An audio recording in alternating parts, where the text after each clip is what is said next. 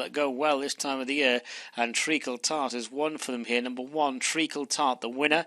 Second, number 8, For Good Measure, and back in third, number 9, Gardener's Hill. And the front 2 ultimately pulled clear. Warwick 350, first number 1, a Treacle Tart, 12-1. Second number 8, For Good Measure, 7-1. Third number 9, Gardener's Hill, 7-2, joint favourite. All 9 ran. So that was the result of the 350 there at Warwick.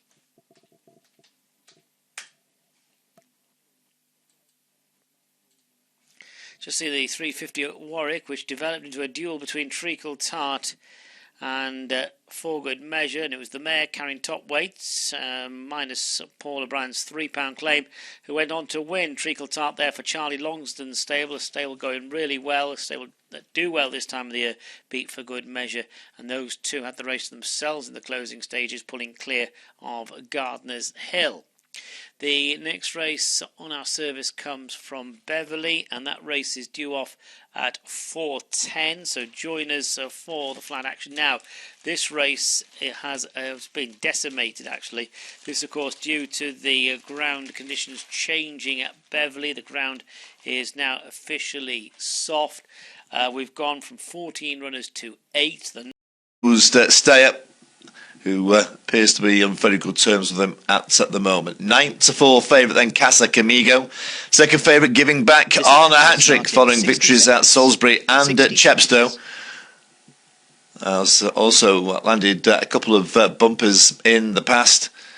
Clearly on the upgrade, but I just wonder whether or not this £5 penalty may just prove her undoing, having only had half a length to spare over a moderate sort last time out. Dancing Lily, the intriguing runner here, coming in for plenty of support on her debut over this trip.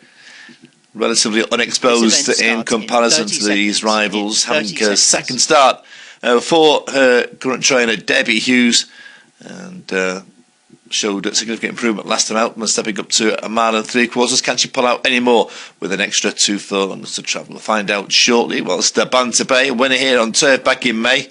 10 seconds. That's his only win in 32 outings.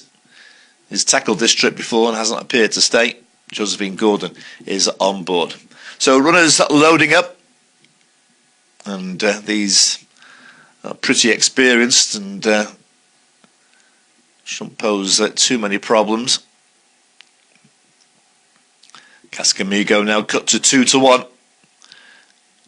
We're down to the last couple to walk forward. This event is now in play. The last one to load is going to be Bazooka. Bazooka in, and they're off. And Continuum has completely blown the starts. I think it was just a bit reluctant to race.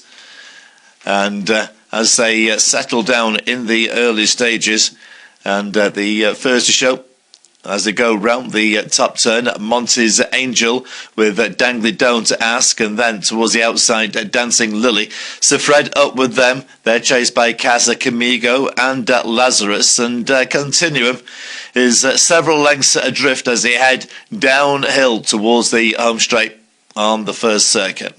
And as they do so, Dangly Don't Ask it is who leads. Dangly Don't Ask it leads them down the hill to the home straight from Dancing Lily. They in turn have been tracked out wide by Banter Boy towards the inside. Monty's Angel, who in turn is followed by Sir Fred. Sir Fred races towards the inside of Lazarus. Behind them, Casa Camigo, and Giving Back is up against the fence. Bazooka and Continuum are the back markers, and as they head up past the stands with a circuit left to run, Dangly Don't Ask the leader. Dangly Don't Ask from Dancing Lily. Lazarus taking closer order on the outside of the field as they head into the bend that takes them out towards the far side.